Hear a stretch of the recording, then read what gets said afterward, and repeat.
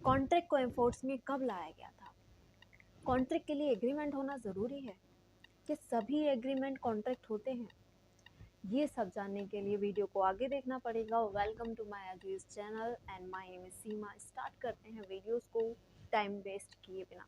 तो देखिए, कॉन्ट्रैक्ट को एनफोर्स में लेकर आया गया 2 सितंबर 1872 को, क्योंकि बिजनेस और कॉमर्स लाइन में बहुत ज़्यादा फ्रॉड होते थे। उन सब फ्रॉड को रोकने के लिए कॉन्ट्रैक्ट की रूल बुक को पार्लियामेंट में पास किया गया और ये ब्रिटिश समय में कॉन्ट्रैक्ट एक्ट बनकर तैयार हुआ। कॉन्ट्रैक्ट के लिए एग्रीमेंट होना ज़रूरी है, लेकिन सभी एग्रीमेंट हमारे कॉन्ट्रैक्ट नहीं होते हैं। ये हमारा सेक्शन 10 बताता है। क्यों नहीं होते हैं?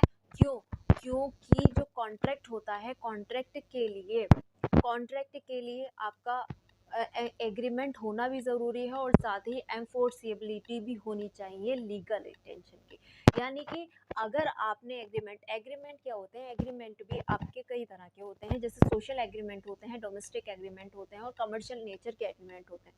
जो सोशल एग्रीमेंट्स क्या होते हैं? सोशल एग्रीमेंट जैसे मैंने आपको ऑफर दिया चाय के लिए, आपने उसे एक्सेप्ट कर लिया, लेकिन आप शाम को मैंने पूरा चाय और नाश्ता रेडी कर दिया लेकिन आप नहीं आए, तो क्या मैं आपके अगेंस्ट जाकर कोर्ट में खड़ी हो सकती हूँ? नहीं खड़ी हो सकती हूँ, क्योंकि ये जो एग्रीमेंट है, ये एग्रीमेंट सोशल एग्रीमेंट है।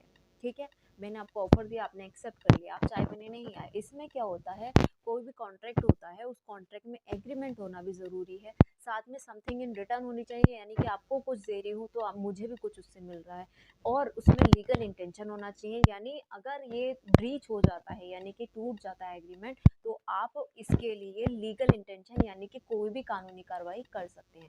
जैसे कि अब एक होता है कमर्शियल नेचर का एग्रीमेंट। कमर्शियल नेचर के जो एग्रीमेंट्स होते हैं, वो एग्रीमेंट्स आपके कॉन्ट्रैक्ट होते हैं। क्यों कॉन्ट्रैक्ट होते हैं? जैसे कि मान लीजिए ए है, ए के पास कार है, ए ने बोला बी से कि कार आप मुझे दे दोगे, कितने में मुझे आप ये कार को दोगे? ए ने कहा कि मैं आपको 1 लाख में दूंगा। ठीक है, बी ने, इन दोनों में सौदा पक्का हो गया। अब इनका एग्रीमेंट हो गया। इस एग्रीमेंट में इसके बाद अगर ए मना कर देता है कार देने से, तो क्या होगा? बी का लीगल इंटेंशन है, वो जाके उसके अगेंस्ट केस फाइल कर सकता है। क्यों? क्योंकि इसमें समथिंग इन रिटर्न भी है। ठीक है, अगर ए बी को कार देता तो बी से 1 लाख रुपए भी लेता।